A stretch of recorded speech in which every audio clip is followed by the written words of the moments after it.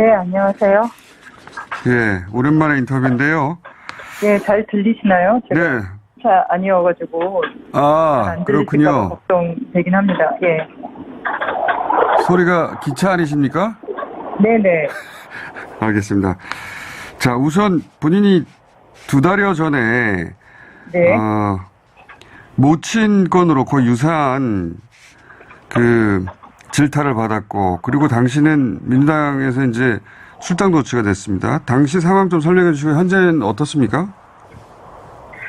저희 어머니께서 저하고 이제 경제적으로는 분리가 되어 있거든요. 네. 제가 이제 결혼하기 전부터 저는 이제 따로 나와 살았는데, 근데 이제 어머니가 그 기획부동산에 다니시면서 기획부동산.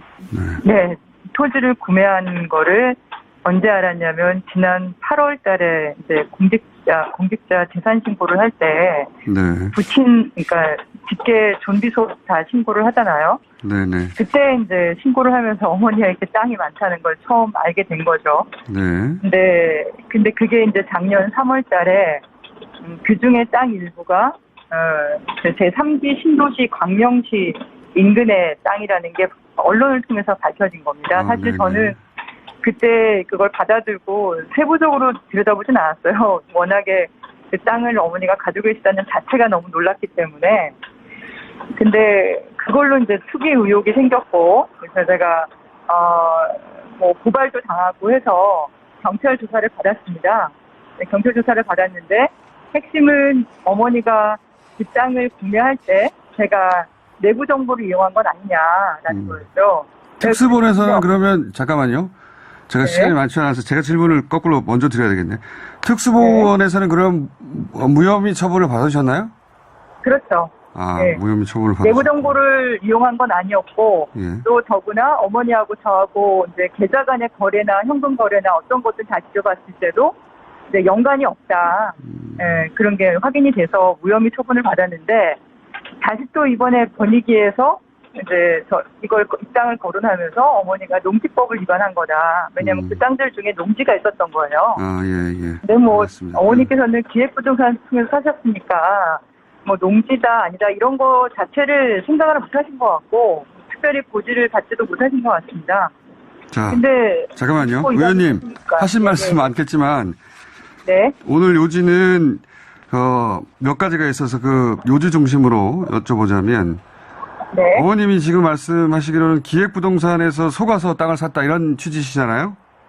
그렇죠. 그게 예. 확인이 된 이유 중에 하나가 그러니까 지금 애초 구매할 때 땅 가격의 10분의 1 이하로 공시지가 이하로 저희가 내놨는데 몇 달이 되도록 연락조차 오지 않습니다.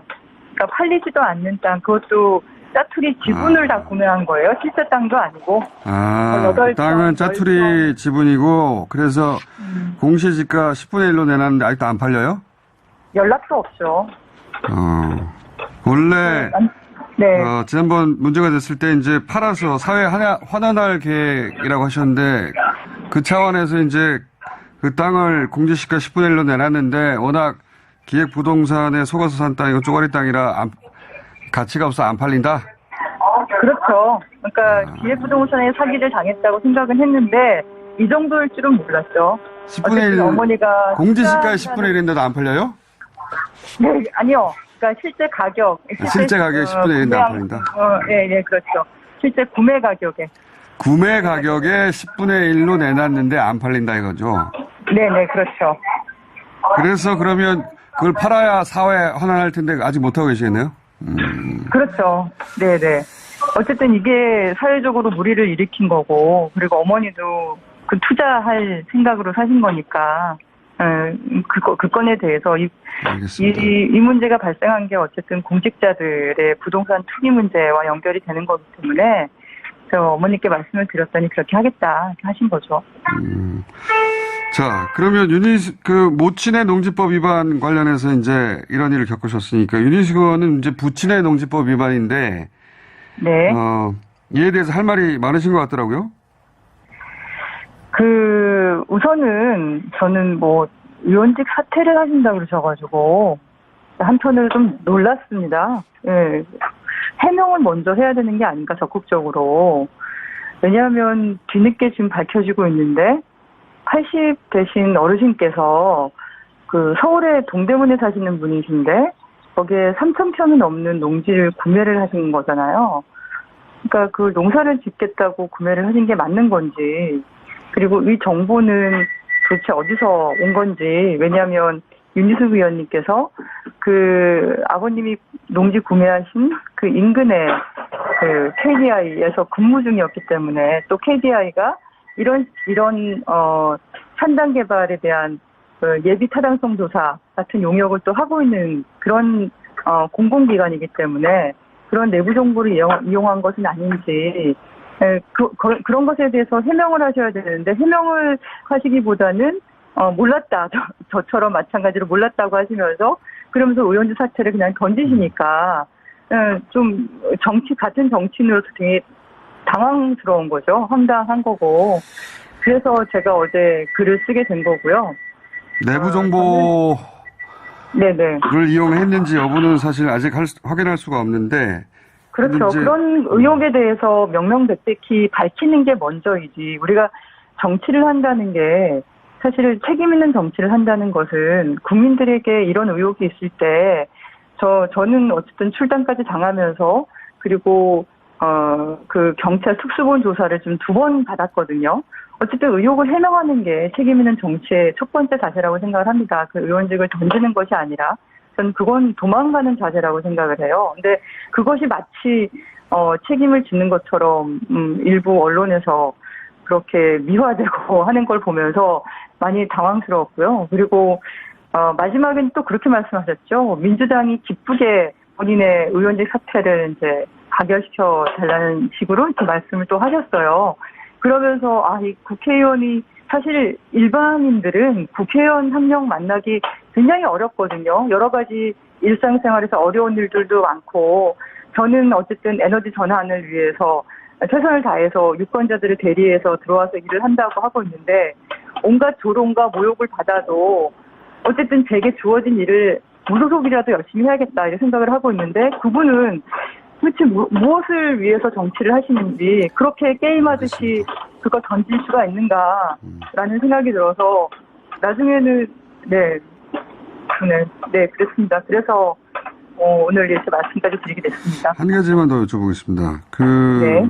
의원님은 어머님의 땅이긴 하지만 이렇게 문제가 됐으니까 설득해서 사회에 헌원할 계획을 발표하고 어머님도 설득하셨는데, 지금 이제 구매 가격의 10분의 1로 내놔도 땅이 안 팔려서 지금 어쩔 수 없다 하셨는데, 그럼 윤희숙 의원도 마찬가지로 그런 액션을 취해야 된다고 보세요?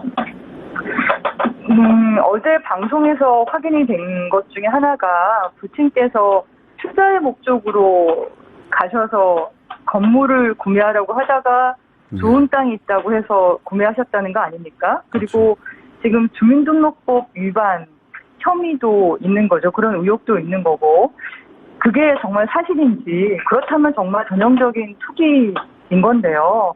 그렇다고 한다면 저는 공직자로서 이게 국민들에게 얼마나 경제적으로도 또는 정신적으로 피해를 주는 겁니까? 그럴 때 저는 사회에 헌원하겠다라고 말씀하시는 게 그런 게 책임지는 자세가 아닌가 생각을 하는데요. 근데 갑자기 의원직을 던지겠다고 하니까 이 모든 해명. 해틀날 클럽입니다. 박진영 회원 나오셨습니다. 네, 안녕하세요. 민주당 박진영입니다. 네, 김재섭 회원은 오늘 급한 사정으로 전화 연결입니다. 안녕하십니까? 네, 안녕하세요. 김재석입니다. 네, 한창민 회원 나오셨습니다. 안녕하세요. 한창민입니다. 김윤 회원 나오셨습니다. 국민의당 김윤입니다. 김성애 회원 나오셨습니다. 2차 접종에 맞춰서 2주 유예기간까지 마친 완전한 접종자 김성애. 그 티셔츠 한번 더 입고 오시지. 저도 접종 완료자인데, 이제. 자, 대선 이야기를 거의 몇 달째 해오다가 오늘은 그보다 큰 뉴스가 갑자기 터지는 바람에 이 이슈를 하고 시간이 남으면 대선 이야기로 넘어가겠습니다. 모두 아시다시피 국민의힘 윤희숙 의원 농지법, 부채 농지법 위반 건이 민주당에서도 농지법 위반 건이 있었기 때문에 그 정도 수위에서 지나갈 뻔 했는데, 이제 의원직 사퇴 선언하면서 굉장히 크게 이슈가 됐습니다.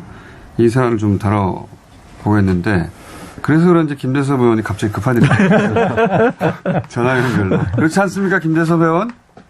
예, 오늘 제가 그 당의 업무가 좀 있어가지고요. 그러니까요. 오늘 회의가 좀 잡혀서 못 가게 됐음을 좀 양해 부탁드립니다. 회의는 항상 죄송합니다. 있는데 오늘 시간을 땡기신 거 아니에요, 일부러? 아닙니다. 오늘 제가 당연히 좀 그렇게 돼가지고. 알겠습니다. 근데 저는. 먼저 시작하시죠, 예. 네네. 그 농지법 위반 관련돼서 사실 아직 윤희숙 의원께 그 의혹들이 충분히 다 풀리진 않았다고 생각을 해요. 왜냐면은, 결국에 이제 모든 의혹들이 다 검증된 상태에서 사퇴 선언을 하신 건 아니기 때문에 그렇다고 저는 이제 사퇴를 한다고 해서 합수본이 수사를 안 하는 것은 절대 아니거든요. 당연히 수사를 해야 되는 것이고 사퇴를 한다고 해서 그 의혹에서 벗어나고자 했다고 저는 전혀 생각하지는 않습니다. 사실 이제 첫째 날에는 좀 당황스러웠고 둘째 날에는 뭐 여러 가지 의혹들이 또 제기되면서 이제 셋째 날이 되니까 매일 그 분위기들이 좀 바뀌고 있는데 저는 사실 아직 충분히 다 검증되진 않은 상황이지만 윤희숙 의원의 말을 저는 신뢰를 하거든요. 이제 여러 가지 이유들에서 그런데 예를 들면은 뭐 그 투기 의혹이 있었던 그 지역이 사실은 2017년 산단으로 지정되기 이전에 구매했다는 사실과 그다음 뭐 예타가 진행됐다는 2019년에서 2020년은 사실상 윤희숙 의원이 KDI에 있는 예타 그 관련 부서가 아니라 전혀 다른 KDI 스쿨에서 교수를 하고 있었다는 점, 여러 가지 정황들을 지켜봤을 때 사실 저는 윤희숙 의원의 어떤 그 말을 더 신뢰하고 있는데요. 아직 충분하게 더 검증이 되지 않은 상황이니까 제가 모든 사실관계를 팩트로서 말씀드리긴 좀 어려울 것 같고 저는 추후에 좀 합수본의 결과나 아니면은 윤희숙 의원의 해명들 좀 듣고 나서 훨씬 더 구체적인 논의를 할 수 있지 않을까 그렇게 생각합니다. 알겠습니다. 산단 지정 전에 매입했고 예타 관련 부처에 있지도 않았다. 그래서 결국은 이제 아버지의 농지 구입 매입을 몰랐다는 해명을 신뢰한다. 현재까지는. 예, 맞습니다. 예. 열린민주당 김성애입니다. 오늘 바로 나오시네. 네. 이게 일단 계획관리지역이었어요. 그러니까 농업진흥지역이 아니라 계획관리지역으로 선정되어 있는 것부터 시작해서 이 건은 굉장히 정교하게 기획된 부동산 투기로 의심될 만한 대목이 되게 많다는 말씀을 먼저 좀 드리겠습니다. 일단 우리가 농지라는 점에 주목을 해야 되는데요. 농지의 보유세는 0.07%입니다. 대한민국에서 모든 땅 중에 가장 싼 보유세를 갖고 있고요. 양도세의 경우에도 또 놀라운데 8년 동안 자기가 농사를 지으면 양도세가 전액 면제가 되게 됩니다. 근데 더 놀라운 것은 자녀 한 명당 1헥타르, 10,000평방미터, 3,300평, 지금 정확히 윤희숙 의원의 부친이 갖고 있는 땅의 크기죠. 1헥타르씩은 이 상속을 할 수 있고요. 이 경우에 부모가 8년 동안 농사를 짓기만 해도 자식에게까지 상속된 이후에도 양도소득세 면제 조항이 그대로 적용이 됩니다. 그래서 이분이 처음에는 농어촌진흥공사에 맡겨서 위탁영농을 하다가 2020년 12월 누가 봐도 지금 주민등록부 위반으로 이제 위장전입으로 의심되는 주소를 옮겨놓고 작용을 하겠다라고 신고를 하잖아요. 이 과정 우리가 잘 봐야 되는 게 8년을 채우기만 하면 됐기 때문에인데 여기에 또 양도소득세 조항이 하나 더 들어가 있습니다. 바로 땅과 거주지가 30km 안에 들어와 있어야 된다는 조항. 그래서 그래서 주소지를 옮긴 상태에서 작용을 한다고 신고를 하고 실제로는 동네에 있는 분하고 쌀 7 가만히 있나요? 계약을 하고 농사를 이제 이 비밀로 위탁에 맡겼던 이 사실 등을 고려해 보면 결국 양도세와 보유세를 아껴서 자자손손 이 소위 말하는 부재의 지주죠. 거기 살지 않으면서도 그 땅에 추가 이익을 누릴 수 있는 상태를 만들기 위한 이런 정교한 작업들이 들어갔다고 보기 때문에 이게 그 팔순의 노인 혼자서 설계해서 만들 수 있는 작품이라고는 전혀 보여지지 않습니다. 공부를 좀 많이 하셨네요. 민주당 박진영입니다. 네. 저는 경험치에서 하나 보탤게요. 제가 이제 그 국가균형발전위원회라는 데서 근무를 해봤는데요. 여기는 이제 국도 공간개발하는 곳인데 KDI 정도 되면요. 예타를 담당하는 부서가 아니더라도 옆에서 부서에서 하는 거 이게 스마트 국가 산단 정도면은 다 알 수 있습니다. 전반적으로 그렇다는 말씀을 드리고요. 본인도 그런 정보를 얻은 적이 있다는 겁니까? 저는 많이 알 수밖에 없죠. 다만 이제 그것을 활용하느냐 하는 부분이 차이인 거고요. 저는 이것에 대해서 뭐 구체적인 같은 의혹들은 경우는 활용하느냐 문제가 아니라 활용할 돈이 없었던 거 아닙니까? 너무 정확하게 집었어. 다 그만두고 활용하고 싶었으나 돈이 없어가지고. 일단 뭐 돈이 없었고요. 저는 뭐 이 구체적인 의혹에 대해서는 계속 나오겠지만은 결국은 이거 법률적 문제 외에 정치적 진정성의 문제가 저는 포함되는 거라고 봅니다. 우리 보통 여의도에서 이 진정성이 최고의 전략이다 이런 이야기를 하는데 이 진정성이 위장되고 기획되었다면은 국민들이 사실은 얼마나 배신감을 느끼겠습니까? 저는 사실 그 이 동년배로서 또는 이 여당에 대해서 정책 비판하는 몇 안 되는 정치인으로서 좀 의미 있게 봤는데요. 저는 윤희석 의원이 자초했기 때문에 스스로가 법률적인 문제를 떠나서 진정성을 증명할 필요가 있다고 생각합니다. 그 부분에서 저는 첫 번째는 본인이 진짜로 국회의원직을 사퇴해야 된다고 봅니다. 갑자기 진정성이 그쪽으로 연결됩니까? 그렇죠. 왜냐하면 사퇴한다고 했기 때문에 이걸 그래서 그거는 윤희숙 의원 마음대로 안 되는 게 아니라 민주당이 할 수 있습니다. 이게 그렇게 하면 안 된다는 거죠. 이걸 이제 국회 본회의에 올려가지고 여당 의원들이 많으니까 투표해서 자기를 사퇴시켜달라. 이거 자체가 장괴입니다. 이렇게 하시면 안 됩니다. 그럼 다른 방법이 뭐? 제가 봤을 때는 본회의 끝나고 의장한테 정결로서 올리면 됩니다. 그리고 의장이 보통 안 받아주잖아요. 근데 이게 헌법상의 직업 선택의 자유가 있기 때문에 결과적으로 본인이 의사가 가면 할 수 있습니다. 그리고 제가 전직 국회의장인 정세균 의장한테 확인해 봤는데요. 의장이 받고 말고를 정할 수 있는 것이 아니라서 들어오면 무조건 접수가 돼야 된다고. 그리고 그 방 빼면 됩니다. 흔히 하는 말로 방 빼시면 됩니다. 방 빼시면 됩니다. 저는 그게 가장 진정성이라고 보고요. 두 번째는 이 합수본이라든가 수사라든가 조사에 모든 자료 공개하고 뭐 죄송합니다만 부모님까지 대동해서 나가고 이렇게 해서 성실하게 조사에 임하셔가지고 본인이 진정성이 있다는 것을 진정으로 증명해야 된다. 조사는 그렇게 성실히 보여집니다. 임하시겠죠, 당연히. 예. 자. 네, 정의당 한참일입니다. 네. 저는 지금 이게 내부 정보를 활용해서 투기를 했느냐 아니냐 이것은 사실관계는 뭐 수사를 통해서 밝혀질 거라고 생각을 하고요. 저는 더 큰 문제는 윤희숙이라는 사람의 이중성과 거짓말이 있다고 생각을 합니다. 지금 드러난 사실만으로도 그다음에 저희들이 합리적인 의심이 됐다고 생각하는 것이 부모님의 황혼 농사가 이 원인이었다. 이렇게 변명을 했거든요. 황혼 귀농이라고 할 수 있죠. 예. 네. 그리고 황혼 귀농이 부모님에 대한 애정으로 이야기를 하고 부모님에 대한 신의까지 이야기를 했어요. 그 다음에 자기의 정치적 원칙이고 이거야말로 자기가 살아온 길이다. 이런 식으로 하면서 분노를 했습니다. 정치 탄압인 것처럼. 그거야말로 기획인 것처럼. 본인을 탓하고 부모님에 대해서 그런 거에 대해서 정확하게 해명하기보다는 완전히 관역을 빗나가가지고 다른 정부나 여당 그리고 권익위를 탓하면서 매우 심한 정치 쇼를 했다는 게 문제라고 생각을 합니다.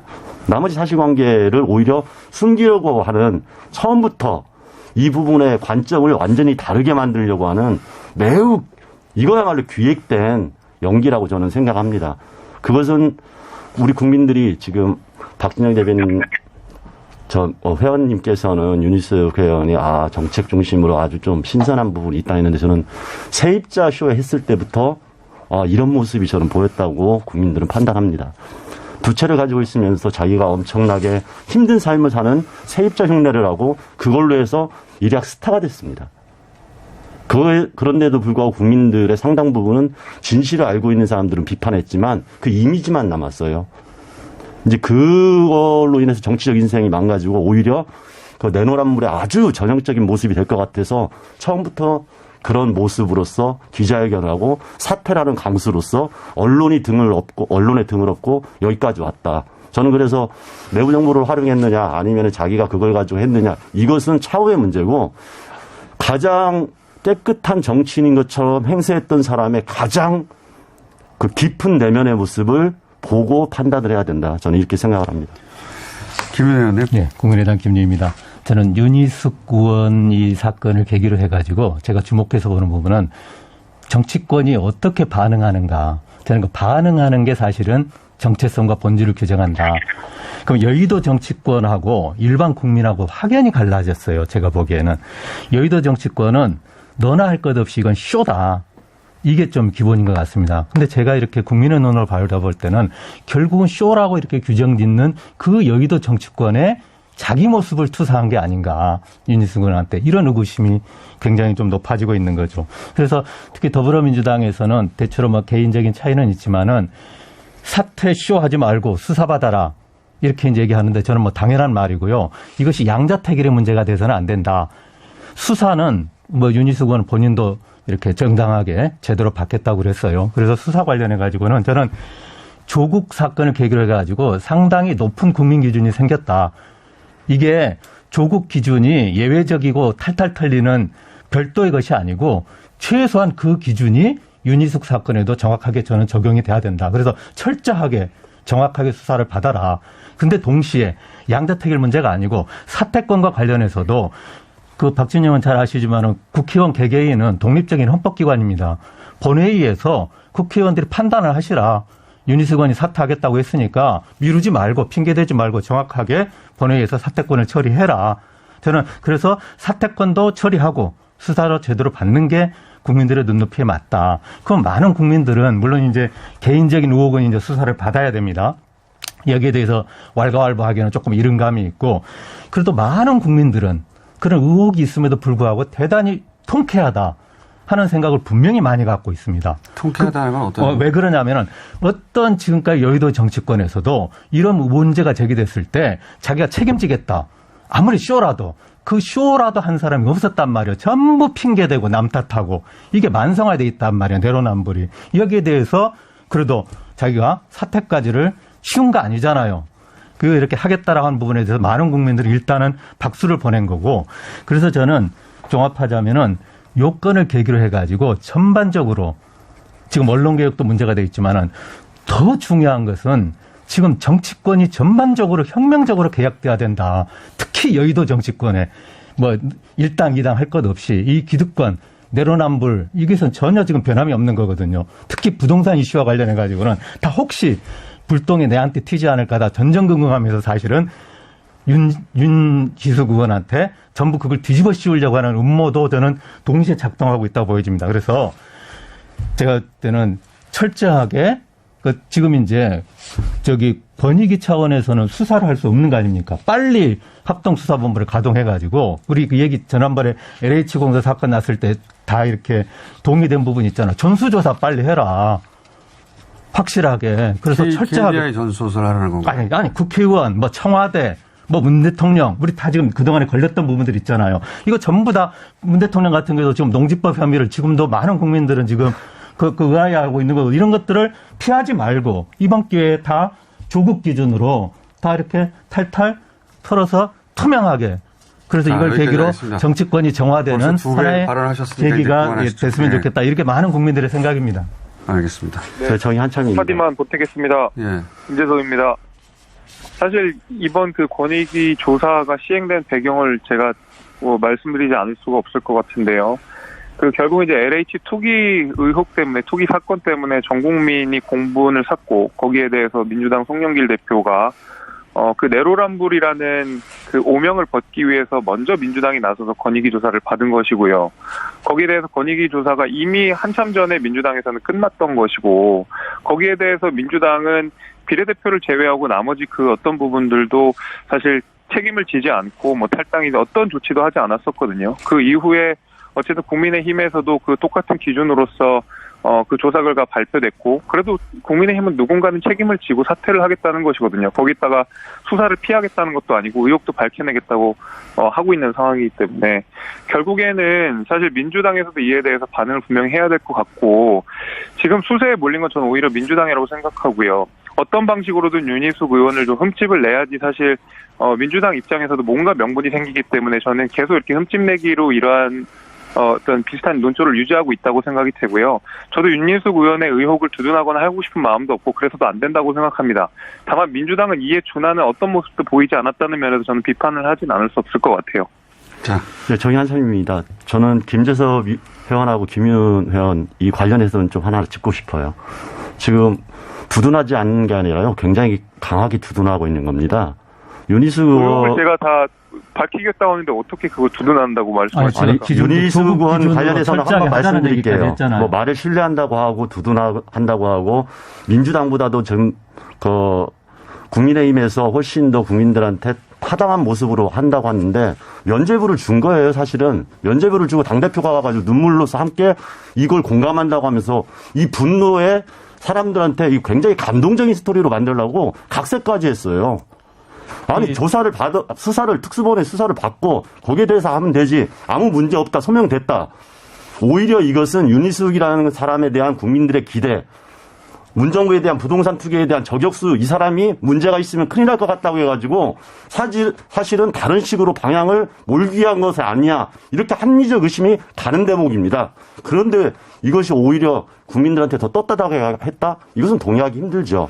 그다음에 김윤희 원장님. 그 어떤 비판도 받아들일 수 있는데요. 그러면 그렇게 말씀하시면 안 되죠. 그건 당연히 민주당에도 똑같이 비판하셔야 되는데. 아니, 벌써 언론에서 부모님의 인터뷰가 나왔는데 윤희숙 의원의 해명과 완전히 다른 거짓말이라는 게 드러났습니다. 그런데 어떤 거짓말을 말씀하시는 겁니까? 부모님은 이거에 대해서 땅 보러, 원래는 부동산 건물 보러 갔다가 땅 얘기 들어가지고 투자 목적으로 했다고 얘기가 나왔어요. JTBC에서 아버지가 얘기했고요. 노컷뉴스에서 어머니가 비슷하게 얘기했습니다.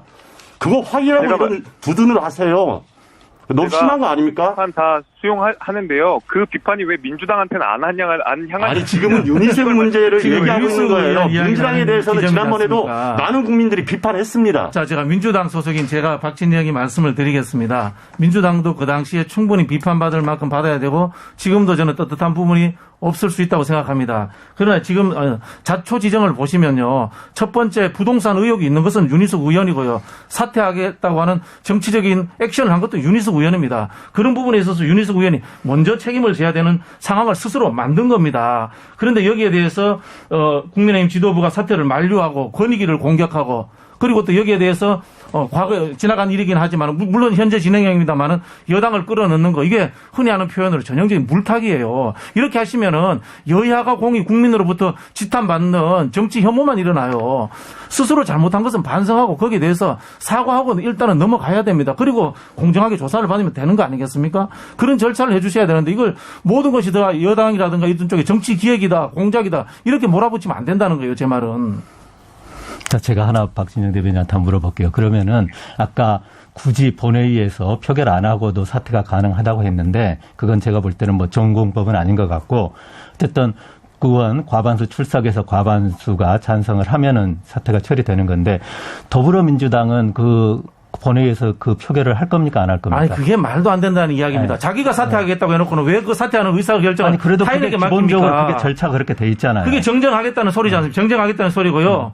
국회법인 거고 본인이 직업 선택의 자유는 헌법에 있는 겁니다. 본인이 안 하겠다고 하면 안 해도 되는 겁니다. 그럼 그걸 왜 정쟁의 도구로서 활용을 하는 겁니까? 표결할 의사가 없다는 아니, 그건 말씀이에요? 제가 알 수 없는 상황이고요. 예. 저는 했으면 좋겠어요. 당당하게. 예. 그래서 그렇게 하게 되면 한달 또 받아야죠. 민주당 니들은 뭐 하는 거냐 이런 식으로. 아니, 그러니까 제가 얘기하는 정치적 장패라고 이야기 드리는 겁니다. 그런 식으로 정치공학하지 말고 이번이야말로 떳떳하게 아니 한번 정치공학을 지금 국민 앞에서. 먼저 들고 나온 게 국민의힘이고 윤희숙 의원 아닙니까? 본인이 사퇴하면 되는 걸 왜 그걸 국회 본회의에 올리자고 해요, 그걸. 자, 조용히 계신 우리 김성애 의원은 막판에 한 번에 몰아서 하시려는 거예요? 지금 할까요?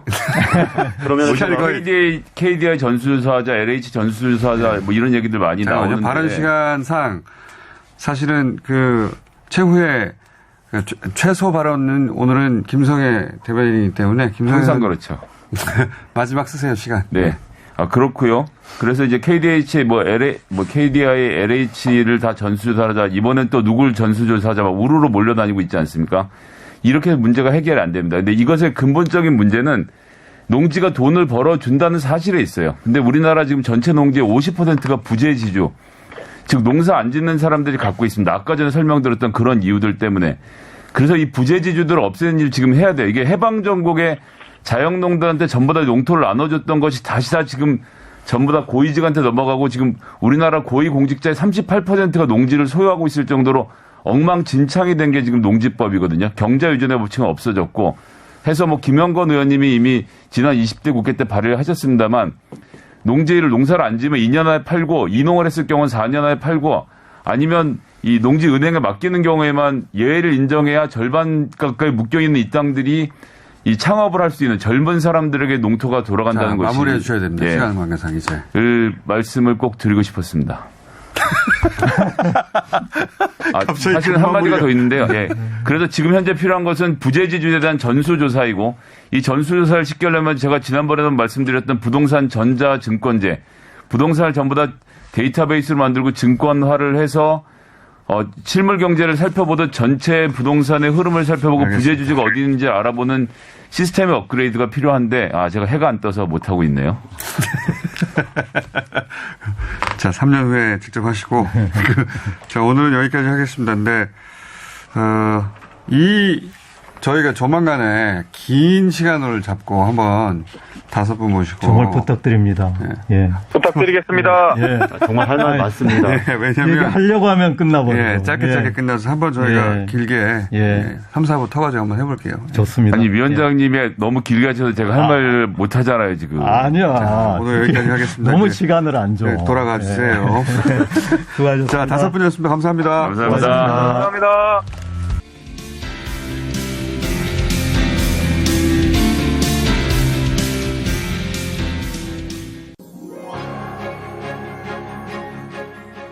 네, 조금 전에 예고해드린 대로 지금부터 더불어민주당의 김영배 최고위원 전화로 만나보겠습니다. 굵직한 사안이 2가지가 있는데요. 이에 대한 입장 자세히 들어보죠. 나와 계시죠? 네네, 안녕하세요. 네, 안녕하세요. 김영배입니다. 일단 윤희숙 의원 문제부터 좀 여쭤보겠습니다. 사직서를 네. 제출을 했는데요. 네. 일단 좀 실무적으로 궁금한 게 혹시 이 사직서 처리 기한이 있습니까? 예, 사직서 처리 기한은 없고요. 국회가 예. 국회의원을 이제 제명하거나 아니면 사직 처리를 할 때는 예. 국회 본회의의 표결을 통해서 하도록 되어 있는데요. 그렇죠. 예, 이거는 이제 사유도 분명해야 하고 국민이 선출해 주신 분들이기 때문에 우리나라에서 이제 분명하게 헌법 체계상 사유가 확정이 되어야 국민들도 납득하실 수 있을 거 아닙니까? 네네. 예, 그래서 이 문제는 그냥 쉽게 본인이 사직한다고 해서 해결될 수 있는 그런 문제가 아니고요. 이게 전형적인 꼬리 자르기고 내노란불이다 이렇게 알겠습니다. 말씀드릴 수밖에 예를 들어서 없습니다. 뭐 의원 체포동의안 같은 경우는 접수된 날로부터 며칠 이내에 본회의에 붙여서 며칠 이내에 표결 처리해야 이런 기한이 있는데 의원 사직서 같은 경우는 이런 게 없다는 거죠, 기한이. 굉장히 뜬금없지 않습니까? 네. 그렇죠. 무슨 사고에 국민들에게 선출된 그런 공직자가 민주공화국에서 아주 중요한 헌법기관인데요. 네. 갑자기 자기가 사직하겠다고 이렇게 개인적인 사유 가지고 이렇게 국가의 기초가 되는 헌법기관이 마음대로 당당해서는 그 나라의 체계가 사실 제대로 서지 않는다고 보니까요. 그럼 위원님 말씀을 정리를 하면 뭐 사직에 대한 찬반을 논할 이유도 없고 표결에 붙일 이유조차가 없다 이런 말씀이시네요? 예, 그렇습니다. 당장은 특히나 사유가 전혀 밝혀진 게 없거든요. 네. 국가공무원법상 일반 공무원들 같은 경우는 비위 혐의가 있거나 수사를 받으면 사표로 처리하지 못하도록 법이 명시되어 있습니다. 예. 그 이유도 바로 그것이거든요. 잘못을 하고 밝히지 않고 도망버리면 되지 않습니까? 네. 예, 그런 정신을 볼 때 사실 무서운 정신이 있거든요. 이것은 당당하게 밝히고 수사받고 필요하다면은 국민들에게 개명을 하는 것이 먼저고 뒤 여부가 인적 받아야 하는 문제다 그렇게 알겠습니다. 보는 것이죠. 아무튼 본회의 표결에 붙이는 건 국회의장의 몫이죠. 예, 그렇습니다. 국회의장이 하시겠지만 역대로 그래서 본회의 표결에 붙인 전례가 없고요. 그러면 특히나 이렇게 사유가 전혀 밝혀지지 않는 데서는 국회의장이 하시지 않을 것으로 그렇게 봅니다. 그러면 뭐 그래서 민주당 안에서 이 사직 처리 문제에 찬성할 때 반대지 논의도 해본 적이 없겠네요. 그래서 이건 그 가치가 있는 대상이 아니다 이렇게. 이렇게 보시는 거고요. 일단 표결 자체가 성립이 안 되는 말로 제를 하면 될 것 같고. 혹시 어제 보도 보셨습니까? 네, 봤습니다. 그 아버지가 그 식당을 매입했던 경위를 직접 밝혔는데 어떻게 평가하십니까? 네, 들으면서 굉장히 황당했습니다. 네. 80에 가까운 그런 이제 어르신께서 신문을 8억에 가까운 건물을 하다가 그 현지에서 그 주변의 땅이 이제 2,300평 가까운 땅이 있는데 그 주변이 아주 유리다. 예. 좀 있으면은 산업단지 4개 들어오고 천안, 청주, 공항, 포철이 전철이 생길 거다. 이런 말씀을 듣고 왔다는 거거든요. 네. 그리고 한 이후에는 딸집, 그러니까 세종이 이 의원께서 아마 그쪽 근무도 하고 예. 사위도 그 근처에서 근무를 했던 것 같아요. 네. 장관 보좌관도 했고요. 예. 그러니까 그 상태에서 그 이제 딸 집에서 왔다 갔다 했다고 이렇게 말씀을 하시는 걸 봐서는 도대체가 이게 어르신이 혼자 결정을 하신 건지 도대체 누구한테 그 정보를 들으신 건지 그 돈은 도대체 어디서 나는 것인지 예 들으면서 굉장히 사실은 이게 전형적인 일종의 투기와 관련한 그런 어디서 많이 들어본 얘기 아닌가. 잠깐만요. 근데 의원님 지금 그 JTBC 어제 보자 이 부친이 딸 집에서 왔다 갔다라고 했던 대목이 나오나요? 아 JTBC 말고 다른 보도로 제가 들은 거하고 이제 예. 그래서 섞어서 말씀하시는 겁니다. 그 보도가 있었습니까? 근데 아무튼 예, 그 보도가 있었다고 제가 오늘 아침에 예. 다른 라디오를 통해서 들었습니다. 어제 근데 그 아무튼 JTBC 보도에 따르면 이 부친은 딸은 몰랐다라고 이야기를 했거든요. 그럼 이건 어떻게 봐야 되는 겁니까? 그러니까 그래서 이제 그 라디오에 들어보니까 그렇게 얘기를 해요. 예. 이제 그 딸 모르게 샀고 또 딸 집에서 왔다 갔다 하면서 딸이 몰랐다는 게 말이 되겠느냐 이런 이제 제기를 하더라고요. 네. 그래서 저도 그 들으면서 굉장히 좀 의아하다 이런 생각이 들었습니다. 가족이 이제 가족 간에 전혀 그런 의사를 이야기를 서로가 의논 안 하는지 모르겠지만 8억이라고 하는 큰 돈을 투자해서 땅을 사고 동대문구 서울에 사시는 분이 세종시에 있는 땅을 농사용으로 그것도 여든에 가까운 분이 사시는데 가족이 전혀 몰랐다는 것도 굉장히 사실은 저는 성립하지 않는다고 생각이 드는데. 알겠습니다. 네. 예. 알겠습니다. 뭐 윤희숙 의원이 알았느냐 몰랐느냐의 문제를 떠나서 일단 그러면 그 이 부친이 이 땅을 산 걸 투기 행위로 규정을 하시는 겁니까? 그러니까 지금 이제 그 인터뷰만 본인의 인터뷰만 보더라도 예. 이제 건물을 사러 갔다가 투자를 하러 그다음에 그 이제 해당의 3,300평 땅을 샀다는 거지 않습니까? 네네. 그러니까 개발 호재가 있다라는 이야기를 듣고 샀다는 거거든요. 예. 그러니까 이게 윤희숙 의원이 처음에 해명할 때는 아버님이 농사를 짓기 위해 샀다 이렇게 이야기를 했거든요. 네네네. 예, 그런데 본인은 그게 아니고 투자 목적으로 갔다가 이제 개발 호재가 있다고 해서 샀다 이렇게 말씀하셨지 않습니까? 네. 그 말만 보더라도 이것은 전적으로 투자 혹은 예. 일반적으로 그렇게 생각하게 되는 거 아닌가 싶은데요. 그렇게 보시는 거고요. 예. 그리고 예. 윤희숙 의원이 그 당시만 해도 그러니까 2014년에 땅을 샀는데 윤희숙 의원 본인이 2003년부터 2016년까지 KDI에 근무를 했거든요. 네. 그러니까 KDI는 여러 가지 국책 사업의 예비 타당성 조사를 담당하는 기관인데다가 바로 그 지금 해당 토지에서 아주 가까운 곳에 위치가 되어 있고요. 예. 그다음에 윤희숙 의원의 여동생의 남편이었던 분이 그 당시 2013년도에는 박근혜 대통령이 계셨던 그 청와대 행정관을 지냈고 뭐 한 달밖에 안 했다고 2014년부터 예. 네? 한 달밖에 안 했다고 하던데요, 청와대에서는. 한 달이라도 청와대에 계셨던 건 사실이지 않습니까? 그리고 2014년부터 2016년까지 그 당시에 최경환 기재부 장관의 보좌관을 지냈습니다. 네. 굉장히 요직을 지낸 것이지요. 그러니까 이제 이런 이제 정황들을 볼 때 이제 합리적인 의심이 충분히 이제 드는 게 사실인데요. 이게 대해서 이제 본인은 뭐 마치 여당 측에서 야당 의원에 대해서 흠집을 내기를 하거나 이제 아버님이 농사를 짓기 위해서 한 건데 전혀 자기는 사실은 이 억울하고 오히려 여당 대선 후보들의 도덕성에 이제 초점을 맞추고 이렇게 막 비판을 하시는 모습을 보였는데요. 저는 그렇게 하시지 마시고 전후 관계에 대해서 있는 대로 소상하게 국민께 해명하는 게 옳고 수사기관에 당당하게 조사를 받는 게 옳다고 알겠습니다. 봅니다. 지금 그 민주당에서 어제 또 제기한 문제가 윤희숙 의원 본인의 세종시 특공 아파트 문제를 제기를 했는데 여기에 문제가 있다고 보십니까? 이제 2014년 이게 연도도 같습니다. 그 아버님이 땅을 사신 것도 2014년인데요. 2016년 아닌가요? 아버님이 그 땅을 사셨던 게? 14년입니다. 14년에 매입을 이제 하셨는데 네. 이 KDI 그 당시에 재직하고 있던 윤희숙 의원이 2014년도에 세종시의 아파트 특별 공급을 2억 4,500만 원을 받았다고 그래요. 예.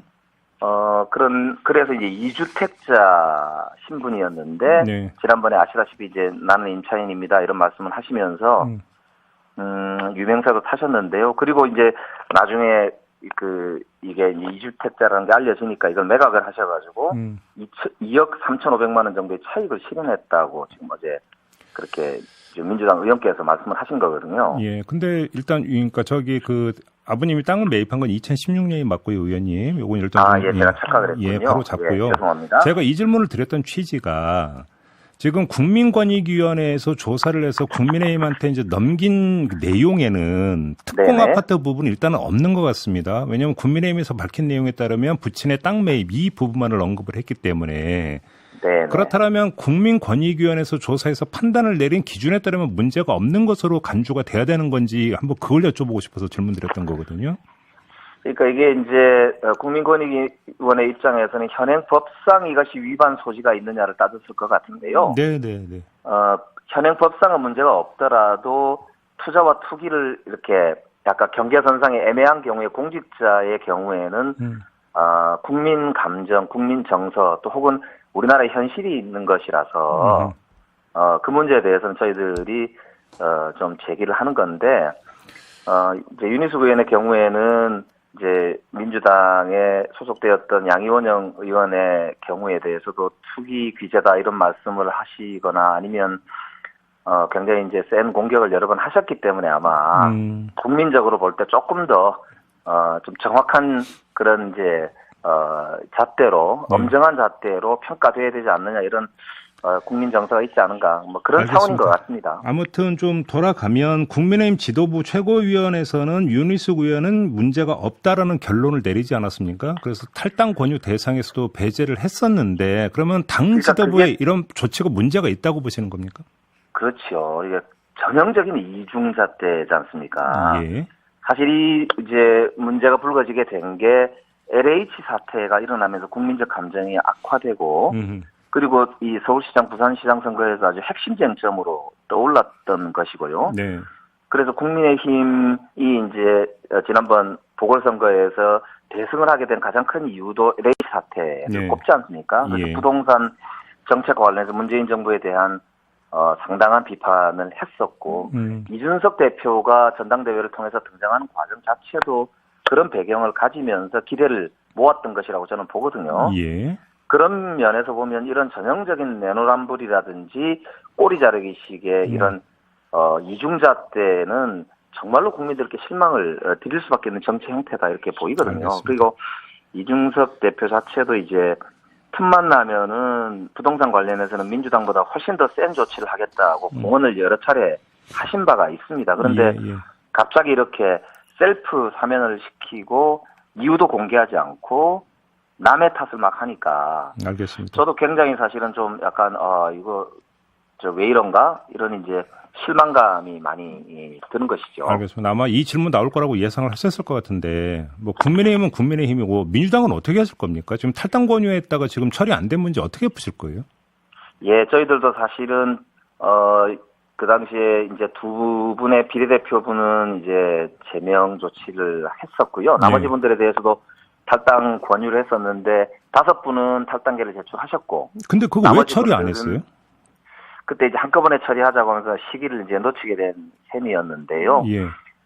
이번에 이제 이런 문제가 이제 제기가 되면서 지금 경찰 수사가 막바지에 온 것으로 알고 있습니다. 네. 그렇기 때문에 이제 그런 부분들에 대해서 저희들도 내부적으로 여러 가지 어려움이 있지만 최대한 국민들께 뭐 제대로 된 그런 이제 검증을 하겠다는 걸 다시 한번 좀 말씀을 드립니다. 경찰 수사 결과 보고 결정할 거면 애당초 탈당 권유를 하면 안 됐던 거잖아요. 그러면. 예, 저희들도 그래서 사실 그 부분은 아픈 비판의 대목이다 싶습니다. 하나만 더 여쭤볼게요. 이준석 네. 국민의힘 대표가 뭐라고 주장했냐면 민주당에게 권익위호 통보 원문 공개하라고 요구를 했는데 이건 어떻게 받아들이십니까? 예, 저는 본인의 당의 문제를 먼저 해결하는 게 그 당의 대표가 하실 일이지 내부의 문제를 가지고 사실은 민주당에게 남 탓하는 것처럼 그렇게 말씀하시는 거는 전형적인 제2탈 화법이거든요. 떠넘기기라고 보시는 겁니까? 예, 이게 떠넘기기죠, 전형적으로. 그런데 저희들은 저희들대로 더 최선을 다하겠습니다. 그래서 이준석 대표는 뭐 민주당에 관심을 가져주시는 건 좋은데 국민의힘 내부에 셀프 사면, 셀프 면제, 뭐 셀프 꼬리 자르기 이런 부분에 대해서 오히려 좀 정면으로 잘 대응을 하시는 게 그러면 우선 아닌가 싶습니다. 다시 한번 확인차 질문 드리는데요. 그러면 지금 탈당 권유 대상 의원들에 대한 그 경우에 따른 강제 조치는 경찰 수사 결과 보고 이렇게 이해를 하면 되는 겁니까? 예, 곧 나올 것으로 보이기 때문에 현재로서는 그렇게 뭐 생각을 그래요? 하시면 맞지 않을까 싶네요. 알겠습니다. 이 언론중재법 관련해서 지금 간밤에 나온 보도가 하나 있는데요. 네네. 이철희 청와대 정무수석이 송영길 대표와 비공개로 만나서 우려를 전달했다는 보도가 있습니다. 사실관계 확인해 줄 수 있습니까? 예, 저는 일단 그렇게 만나셨는지 확인은 한 바가 없고요. 예. 청와대가 현재 이 언론중재법에 대해서 드라이브를 걸거나 추진했던 법안이 아닙니다. 그렇기 네. 때문에 예. 이 부분은 사실 청와대가 이래라 저래라 할 문제가 일단은 아니고요.